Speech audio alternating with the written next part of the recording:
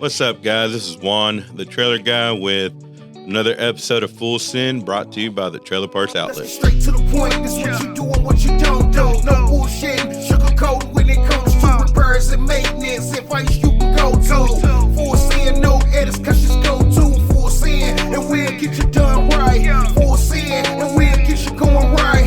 Full Sin, keep it going day and night. And this ain't just a podcast, we get it right and keep it tight.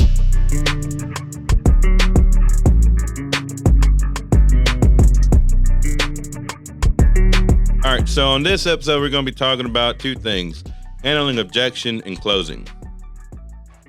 Handling objections. Nobody likes it. If they say no, let it be. Clean the dirt off your shoes. Move on to the next one. Rejection. Nobody fucking likes it, but guess what? It happens. When it happens, don't worry about it. Fucking throw it away. Move on to the next guy. It's going to happen, but guess what? Learn from the no. Learn from your objections. Know from when the customer tells you no. Don't be afraid to ask them, well, why not? Or where could I improve my presentation to help close on this deal? And 90% of the time, that person's going to actually give you their input, because next time you come around, they don't want to have to waste their time on trying to figure out what the hell you're trying to sell or trying to provide. Like I said, at the end of the day, if they say no, that's fine.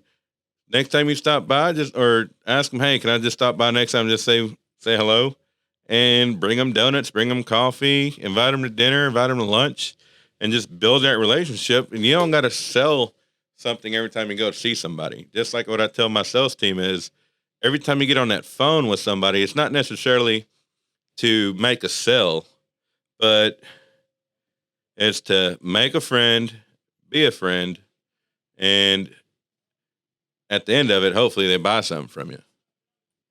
So it's fine if they don't buy nothing from you, and it's fine if they tell you no, but just learn from the no.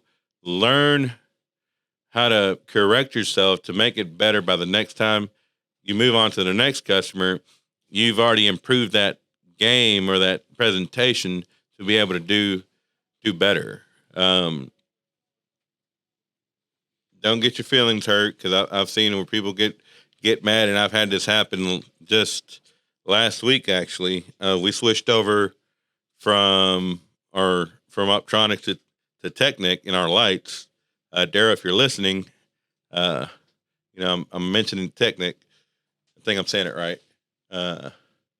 So I expect a little bit something from you.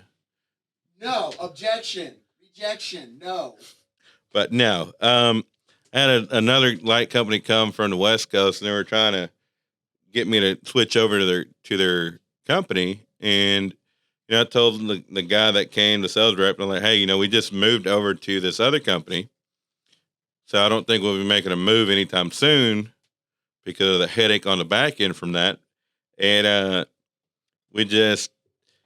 he basically handed me his card and walked out. Really didn't say much afterwards. So, don't get butthurt. Don't get offended. Don't wear your feelings on your shoulder when you're in sales. If they tell you no, fuck it, move on to the next one.